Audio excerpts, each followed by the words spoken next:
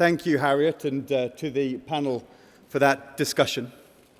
Conference, we meet here in Manchester, 2 years on from our leadership election, a contest held in the shadow of a general election defeat. And we all know what's supposed to happen when political parties lose elections. Acrimony, division, the party turning in on itself, out of touch with the views of the country. Well, Conference, 2 years on, in this generation, we have bucked that trend.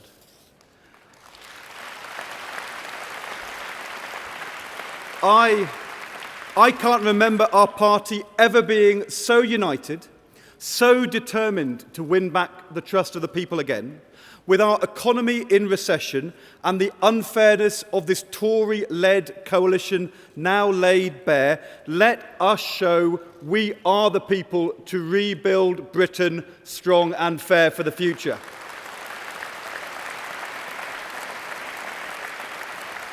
And Conference, making the case for change, setting the agenda on reform of our media, our banks, responsibility in our economy from top to bottom, showing the strength of purpose and moral conviction which won him the job and will get him to Downing Street. Let us pay tribute to my friend, our leader, the next Prime Minister of our country, Ed Miliband.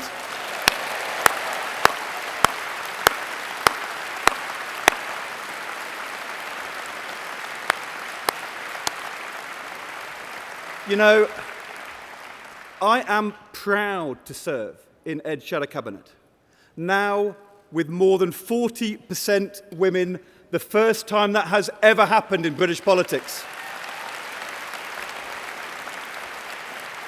And what a contrast to David Cameron's cabinet, where the men get the jobs, the women get the sack, and only the chaps get the knighthoods. Let me ask you this. What does it take to get sacked from David Cameron's cabinet? Swear at a police officer, call him a pleb. You get defended to the hilt. Get caught red-handed, texting market-sensitive information to News International, you get promoted. Flatline the economy, deliver the most shambolic, unfair budget in living memory, and you stay in post. More than that, you're allowed to stay part-time. Do all of those things, and David Cameron will let you keep your job. But not if you're a woman. What kind of Prime Minister thinks it's fair to sack a 54-year-old woman in his cabinet because she's too old, and then give the job to a 56-year-old man instead? Let me tell you, a Prime Minister who only appoints 5 women in the first place, sacks 3 of them, demotes the other 2, and then attacks the Labour leadership for not being butch enough. Butch. Whatever did he mean? If David Cameron's butch, where does that leave George Osborne? Perhaps this is why George Osborne will never be sacked. A Prime Minister and a Chancellor going down fighting together, and this time let's see them ride off into the sunset, Butch Cameron and the Flatline Kid.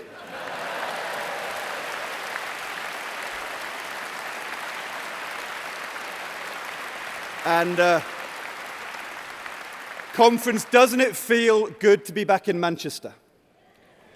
Or should I say to be back in Labour Manchester?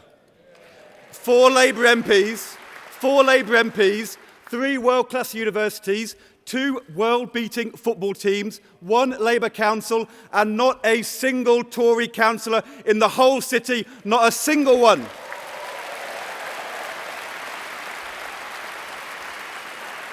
And let us pledge today to keep it that way and elect the brilliant Lucy Powell as Manchester's first ever Labour woman MP.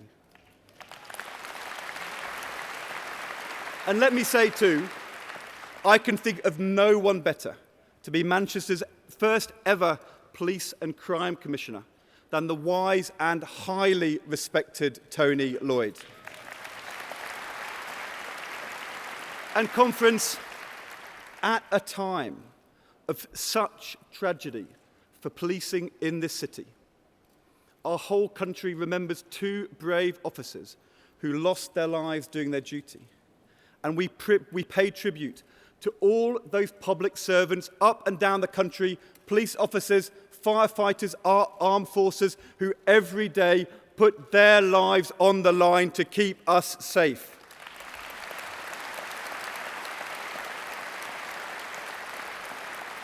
And conference, as we rightly praise the success of London 2012, let's not forget it was Manchester's hosting of the 2002 Commonwealth Games which showed the way and proved that Britain was ready to stage the biggest international sporting events. And conference, we salute Graham Stringer and Sir Richard Lees and all those who made it possible. We salute those people who brought the Olympics to London and made that such a success. Tony Blair, Prince William, Ken Livingstone, Gordon Brown, Lord Coe, Boris Johnson, too many others to mention. But let us remember that none of them would have been able to play their part if not for the one person who made it all possible. Conference, please join me in thanking Dame Tessa Jowell.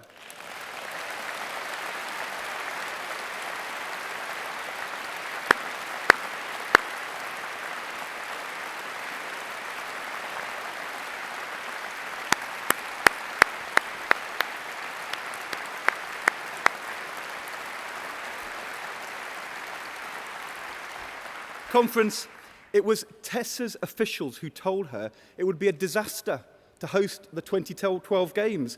It would cost too much, the stadiums wouldn't be ready, London's transport couldn't cope, the security would be a nightmare. Tessa could have listened to all those concerns, but she didn't. She persevered, we won the bid, and the rest is now part of our national history. And there is a lesson we should learn from this. With wise leadership, long-term vision, and a strong partnership between government and citizens, between business, trade unions, and the voluntary sector, we can do great things. We can lead the rest of the world. We can rebuild Britain for the future. But if you listen to the doubters, if you never take a risk, if you flinch when obstacles are in the way, you will never get anything done. And if you spend your whole time fighting short-term political battles, Dave versus Boris, Boris versus George, George versus Vince, you will never rise to the long-term needs of the country, and in the end, you let people down and you lose their trust. And nowhere is that more obvious than in our economy today. Thank goodness the Olympics has given us a short-term shot in the arm that might just be enough to take us out of recession this quarter. But that is no substitute for a long-term strategy. Not when families are struggling to make ends meet, not when food and fuel prices are going up, but wages are frozen and tax credits cut, not when so many young people have been unable to find work or to stay on in education, not when so many small businesses are struggling to raise the finance that they need to survive until the year end, not when so many working people in the private and public sectors are worried about their jobs and their pensions, the human cost of this government's economic failure. Remember what David Cameron and George Osborne and Nick Clegg promised 2 years ago. Tax rises faster, deeper spending cuts faster would secure the recovery and make Britain a safe haven. That theirs was the only credible plan to deal with the deficit, and that we were all in this together. Conference, the recovery secured. We are just one of only 2 G20 countries in recession, the longest double-dip recession since the Second World War. A credible plan to deal with our deficits. Because we're in recession, the deficit is now not going down, the deficit is going up by 22% so far this year. Rising borrowing not to invest in the jobs of the future, but to pay for the mounting costs of this government's economic failure. Conference, there is nothing credible about a plan that leads to a double-dip recession, to thousands of businesses going bust, to 1 million young people out of work, to billions wasted on a soaring benefits bill, to borrowing going up, not down. That's not credible. That is just plain wrong.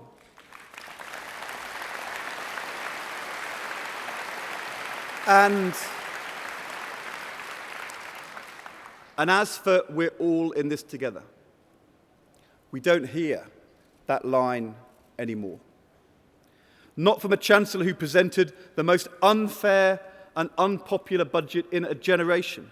A chancellor who tried to raise taxes on pasties, caravans, churches and charities, but who refused to look seriously at proposals for a mansion tax.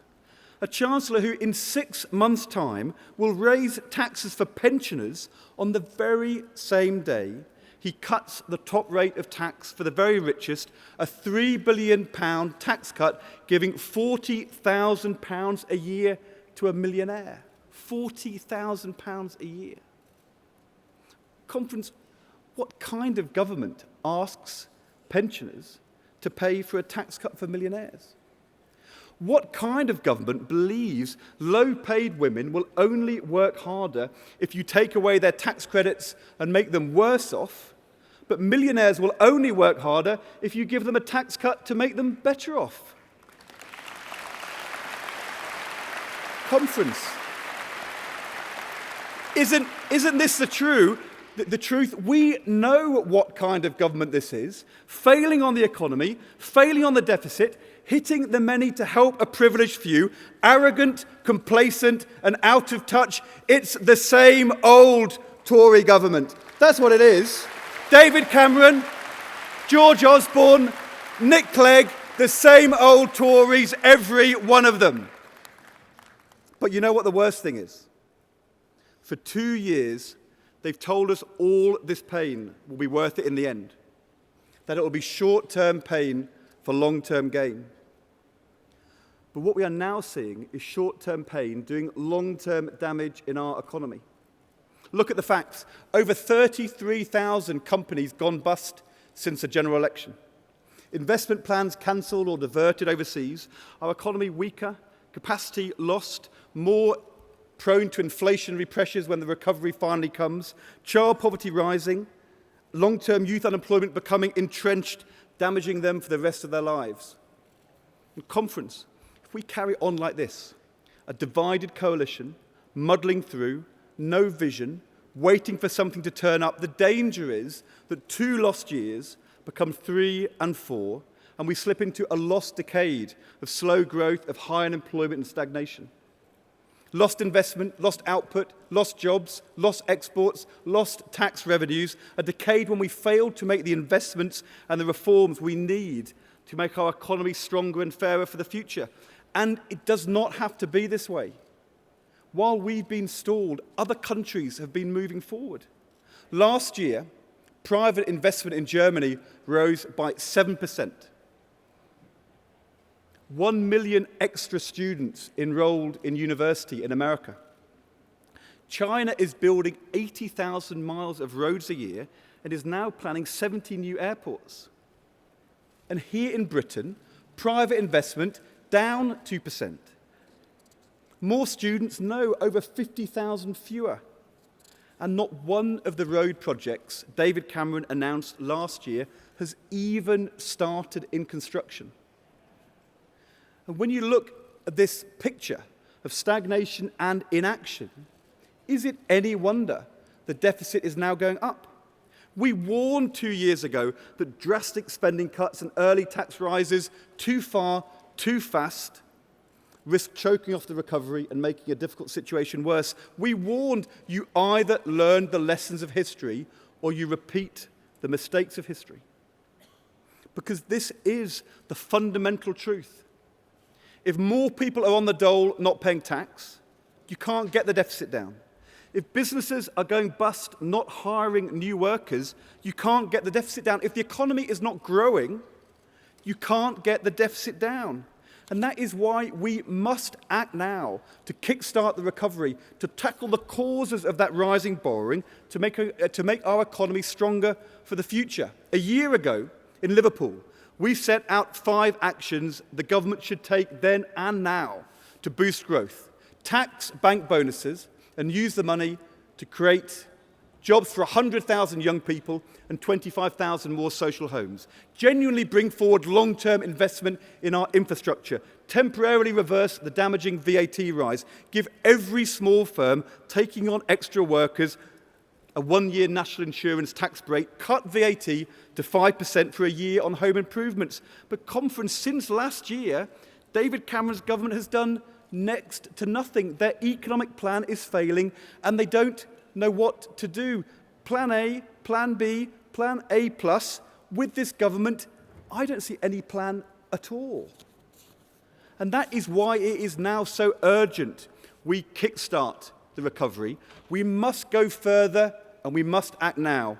With 119,000 construction jobs lost in 2 years, a 68% fall in the number of affordable homes being built, we need bold and urgent action now. So with Hilary Benn and Jack Dromey, this is what we propose. The government is anticipating a windfall of up to £4 billion from the sale of the 4G mobile phone spectrum. In good times, Labour used every penny of the £22 billion from the sale of the 3G licences to repay national debt. But in difficult times, we urgently need to put something back into our economy. So with this one-off windfall from the sale of the 4G spectrum, let's cut through this government's dither and rhetoric and actually do something. Not more talk, but action now. Let's use the money from the 4G sale and build over the next 2 years 100,000 new homes, affordable homes to rent and buy, creating hundreds of thousands of jobs. Let's get our construction industry moving again.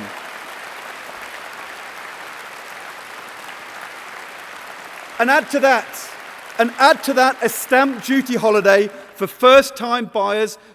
We can deliver real help for people aspiring to get onto the property ladder. Conference, this is a clear and costed plan to kickstart the recovery and get people back to work, building the homes we need now and for the long term, building our way out of recession and rebuilding Britain for the future.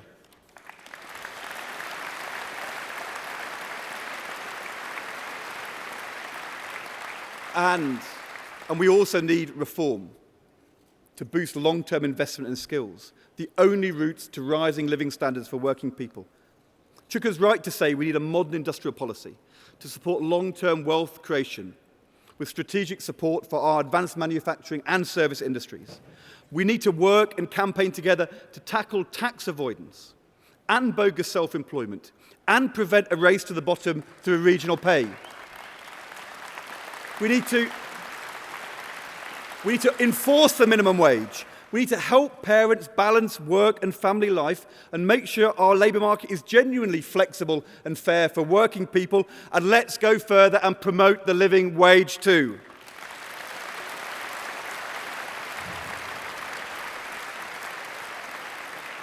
And we also know our banking system needs cultural change and radical reform. Reform which this government is only interested in watering down. That is why Ed Miliband and I are clear. We do need a full and open, independent public inquiry into the culture and practices of the banking industry.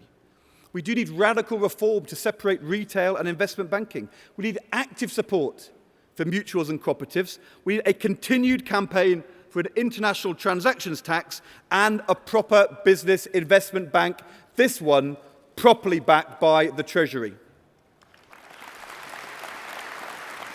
And conference, let me also say this about the hundreds of thousands of working people earning ordinary salaries who work hard every day behind the counters of our high street banks. They were shocked and dismayed at everyone else at the gross irresponsibility and greed of a few millionaire bankers at the top who caused such damage and gave their industry a bad name. Working people who want tougher regulation, who want banks to work for the long-term interests of our economy, and who do not deserve to be pilloried for their hard work and service.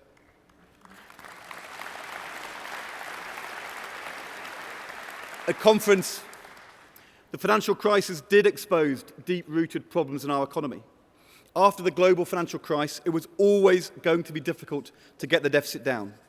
Even if we do get our economy growing again, even if we do reform our banking system, we are going to face tough choices in the years ahead. But the longer this government staggers on with a failing economic plan, the worse it will be and the harder it will get. Hard times are going to last longer than any of us hoped, and we can't promise to put everything right straight away, which is why, however difficult this is, when we don't know what we will inherit, we can't make any commitments now that the Labour government will be able to reverse particular tax rises or spending cuts, because unlike Nick Clegg, we will not make promises we cannot keep. Of course, we'll make different choices. We'll do things in a fairer and more balanced way and put jobs and growth first. But conference, as I said to the TUC, we have to be upfront with the British people that under Labour there would have been cuts, and that on spending, pay and pensions there will be difficult decisions in the future from which we won't flinch. Before the next election, when we know the circumstances we face, we will set out for our manifesto tough new fiscal rules to get our country's current budget back to balance and national debt on a downward path. Not a meaningless fiscal rule like George Osborne's, a promise to balance the book in 5 years' time, with that 5-year period moving forward every year after year. Conference, our fiscal rules will be monitored independently by the Office for Budget Responsibility. We will take the action required to meet them. When we sell off the government shares in the banks, every penny will go to the national debt. Conference, that is what we mean by fiscal responsibility in the national interest. And because we all know there can't be a post-election spending spree, in our first year in government, we'll hold a zero-based spending review to look at every pound spent by government, carefully looking at what the government can and cannot afford, rooting out waste, boosting productivity, building on the work that Rachel Reeves and John Trickett are leading. But we will do things differently to this government. Not slashing budgets without a care in the world, damaging the economy, but also hitting women harder than men. Instead, we will assess every pound of taxpayers' money, including for its impact on growth and fairness. Not opting for short-term cuts that look easy, but which end up costing more in the long term, like deep cuts to youth services, to adult mental health services, and to public health. And not ducking the hard long-term issues we know we haven't properly faced up to yet as a country. Issues which transcend parties and parliaments, where we badly need a cross-party consensus. So let us finally get a long-term plan to support the most vulnerable in our society, look after children and adults needing social care.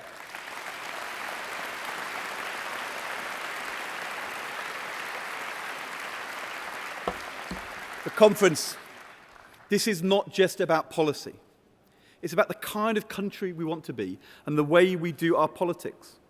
Where we face important long-term challenges, we must seek a consensus that puts short-term politics aside and puts the national interest first, just as we did over a decade ago when we made the Bank of England independent. And nowhere is such a consensus more essential than on our national infrastructure. The lesson of the Olympics is that if we approach major long-term infrastructure projects in a long-term way and build a cross-party sense of national purpose, we can deliver. And yet, it took 13 years after the opening of the Channel Tunnel to complete the high-speed train link to London. Crossrail was delayed for years and years, for decades. And why is it so often the case in our country? Yes, our cumbersome planning system. Yes, proper and legitimate concerns for the environment. Too often in the past, governments have assumed vital infrastructure can only be funded by public investment and then balked at the bill. But above all, successive governments, including our own, have ducked or delayed vital decisions on our national infrastructure. sometimes allowed politics to come first.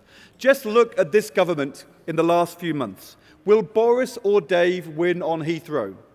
Will Conservative MPs block high-speed rail? Will George see Zach off on renewable energy? What a ridiculous way to run a country.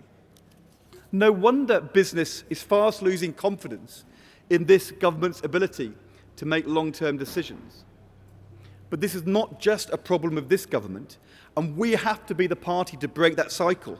Because if we don't, if we put off major decisions for another generation, it will be our children and grandchildren who will pay the consequences. Let me give you a few examples. We must decide how and when we're going to deliver super-fast broadband across the whole of the UK and avoid a two-tier Britain.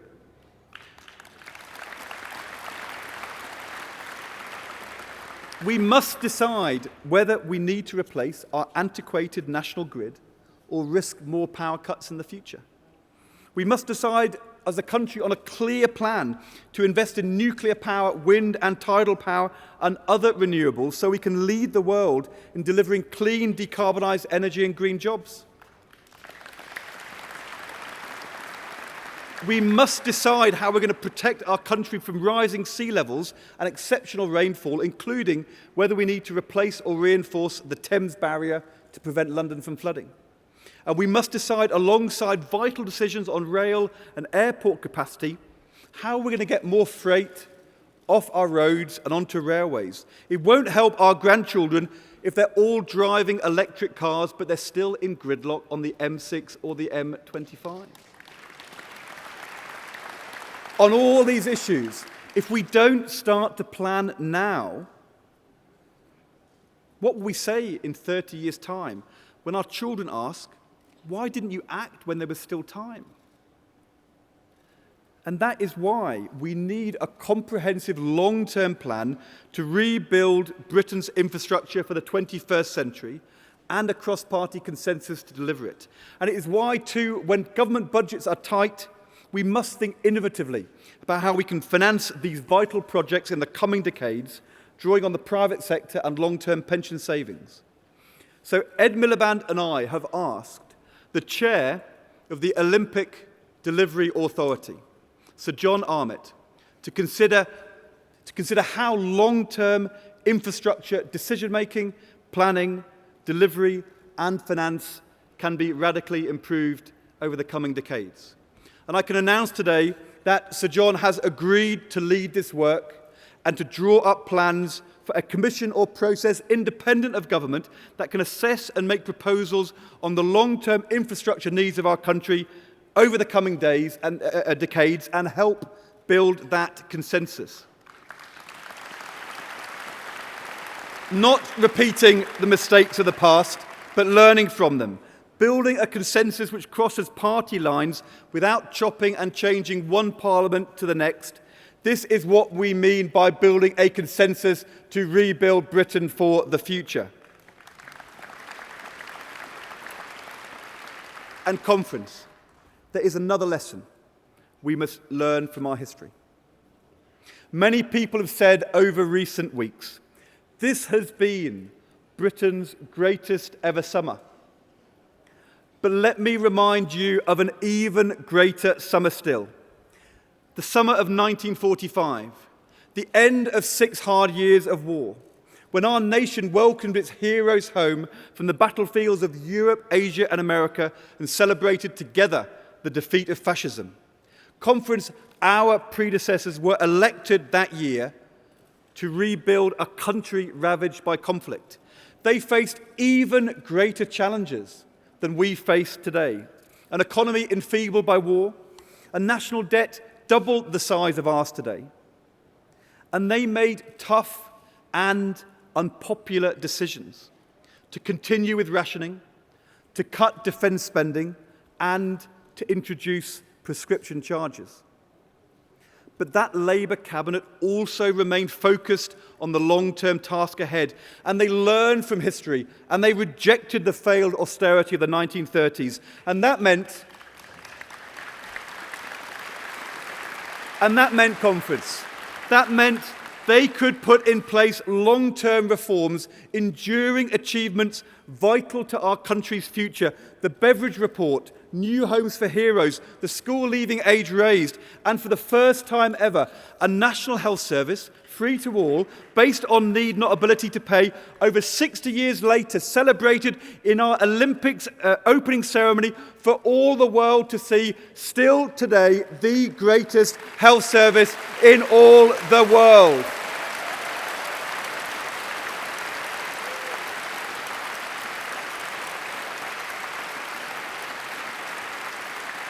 Conference.